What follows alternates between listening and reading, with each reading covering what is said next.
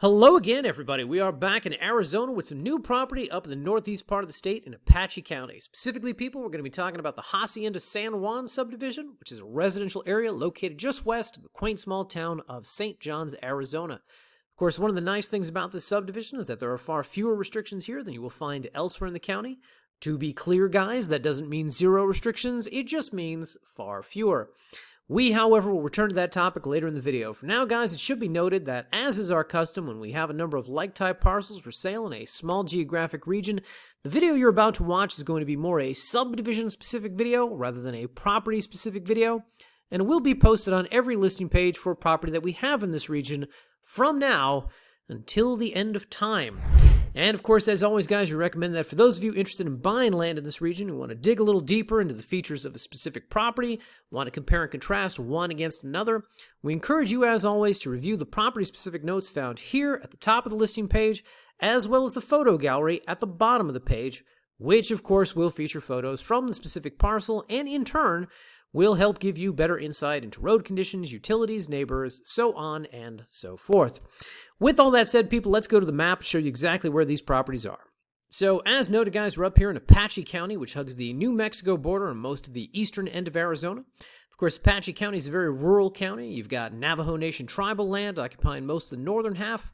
You've got the Petrified Forest National Park taking up a good chunk of land in the center, and the Apache Sitgreaves National Forest in the south. And in between all that, you've got thousands and thousands of acres of rural residential land. So the region we're talking about today is the Hacienda San Juan subdivision, and it's a relatively small one located right here just west of one of the few sort of developed towns that you'll find in this rural county, namely the town of St. John's. It should be noted that St. John's is the county seat of Apache County. It's got a population of about 3,500 people, and it is just right down the road in St. John's where you'll be able to access everything from government services to medical facilities to food, hardware, drug, and for those of you with pigs and chickens in the family, the all-important feed store can also be found here. Now, a couple points of interest I want to bring to your attention here, guys. First off, we got the town of Springerville located about a half hour south of St. John's along the 191. This is another one of the major towns here in Apache County. Of course, the word major is a little relative here. It's got a Sonic and a Dairy Queen and not much else. But the point is, there may be some additional resources for you down here. Additionally, about 20 minutes west of St. John's, you've got the blink and you'll miss it town of Concho, or more specifically the Concho Lake, which could be another nice attraction for you. Of course, this is not a huge lake. This is not necessarily the place you go to jet ski, but it does offer some nice boating, fishing, and general relaxation. Now, of course, it should be noted, guys, that if you're buying any land in this region, you're going to develop it. We always like to let our buyers know where the nearest big box stores are, because most likely you'll need those stores when you're building up the property.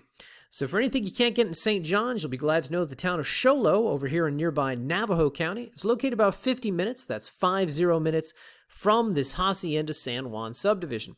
And of course, Show Low's got a population of about 12,000 and hence has even greater amenities you'll be able to access, such as the Summit Healthcare Medical Center, the regional airport, and of course, plenty of fast food restaurants, grocery stores, pharmacies, and of course, the companies that should be our corporate sponsors at this point, Walmart and Home Depot.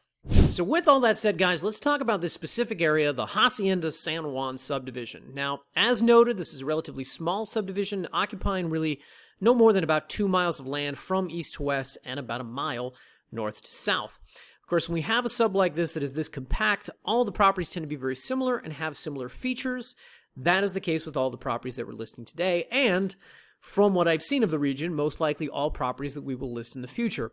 And given the kind of rural location of all these properties, I was genuinely surprised when we started to research them and later when we got photos back to see that they all boast some pretty nice features that you wouldn't necessarily imagine. So, first off, all the properties in this subdivision, with rare exception, are 1 acre in size.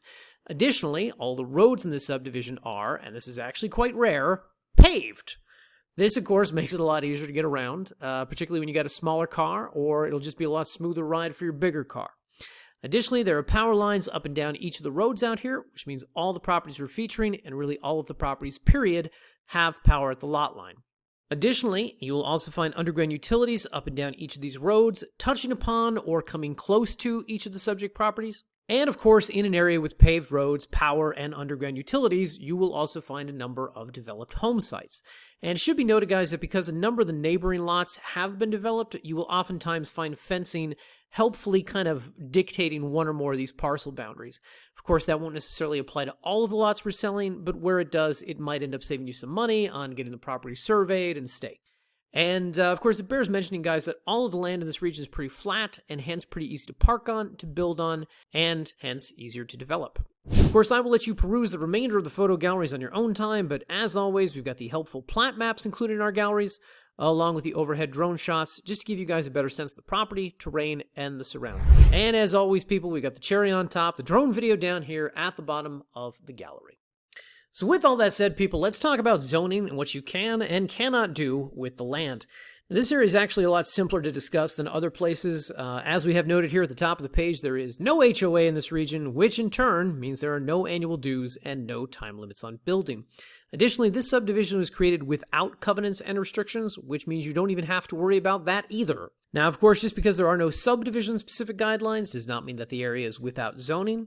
As we have written up here on the listing page, Apache County designates this region as agricultural general, a provision which, quote, provides for the continuation of agricultural, recreational, limited residential, and other land uses that are consistent with rural land areas. So this provision allows for the construction and use of single-family residences, mobile and modular homes, but it also allows for the breeding, raising, and training of certain livestock, including horses, sheep, goats, and moo cows. Of course, as always, guys, anyone interested in learning more about the Agricultural General Zoning Ordinance, and my God, who wouldn't be curious about such a thing, you can come down here, click this link, and it will take you to this PDF, which, of course, is an excerpt from the zoning ordinance. Of course, as always, guys, these zoning PDFs are a little light on details, so we recommend that if you do have any questions about RV usage, minimum square footage, permitting, etc., it's always best to reach out to the county directly, specifically the Planning and Zoning Office, which will always know more about this topic than we do.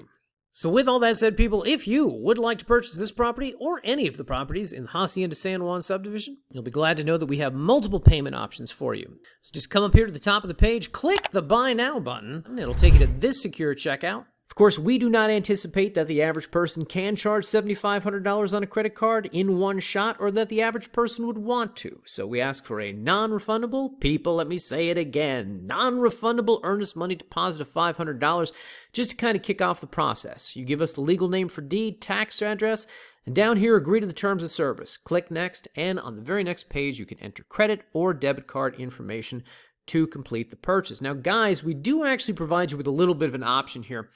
When we get north of $10,000 on properties, we like to recommend to our buyers closing through a title company. When we are south of $10,000, we recommend just letting us write and record the deed for you, as it'll be cheaper and easier. That said, this is the kind of price point where I could understand people being sensitive about that. Maybe you want title insurance, maybe you want to close through a title company. So right here on this page, in this helpful drop-down, we ask the question here, how do you want to fund and close this purchase? Click the drop-down and you'll be presented with two options, credit or debit card, seller, that's us, pays the closing costs, or title escrow, buyer, that's you, pays the closing costs. Or if you want to talk to us more before you decide, of course you can click need more information before I decide. Whatever the case, those options are available. Point being, guys, you put down the $500 and then we will either close through a title company or we will send you a payment link to pay the remaining balance with a credit or debit card, wire transfer, cashier's check, or whatever your little heart desires. Now, additionally, guys, the second way you can purchase this property is through a payment plan or terms option.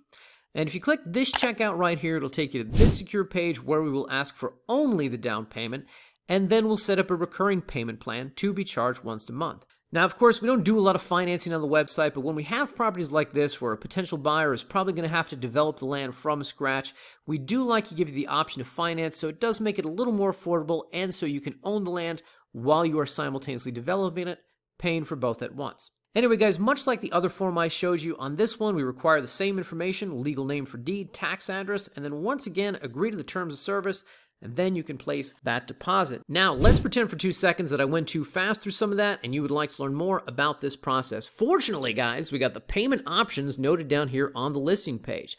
This enumerates the various processes I just discussed. Of course, you got the cash option, number 1, the title escrow option, number 2, with these helpful links right here to some different pages on our website. The first one's called How It Works, Buying From Us. This is what that page looks like, and it goes into more detail on the purchasing process. And additionally, we've got Title Escrow FAQ down here. If you do want to go that route, but you're not terribly familiar with the process, this page will answer any conceivable question you could have, including everything from benefits to cost to schedule to logistics. And additionally, guys, if you do want to take advantage of that third option and purchase this by putting down a deposit and paying the balance on the property slowly over time, you'll be glad to know that we discussed that process here, and that we are offering 180 days same as cash. And for those of you saying, hey, Hemingway, I'm not going to put down any money till I know what I'm being asked to sign. Well, fortunately, people, we have a link, a very helpful link right here. You click that, and it'll take you to a generic version of our standard land contract for properties in this subdivision. And this will enumerate the various terms of the agreement, including monthly payments, late payments, who's responsible for new property taxes, so on and so forth. But the 180 days, same as cash, as you can see, is reiterated right here. Whatever the case, you can read through this and get to familiarize yourself with all the financial elements of the contract and everything that you would be responsible for as the buyer. Of course, keep in mind, guys, we do not deed the property into your name until such time as the balance has been paid in full, which means that this contract is the document that between now and that time demonstrates your, quote, equitable interest in the land. In conclusion, people, as we continue to branch out into new regions and new states, it's nice to be able to offer properties like this, which sit close to some nice small towns and have a lot of the necessary amenities to build the kind of quiet country lifestyle that many of our buyers are looking for. Hope you guys like this one as well, and as always, people, thanks for your attention spans, and we will see you in the next video.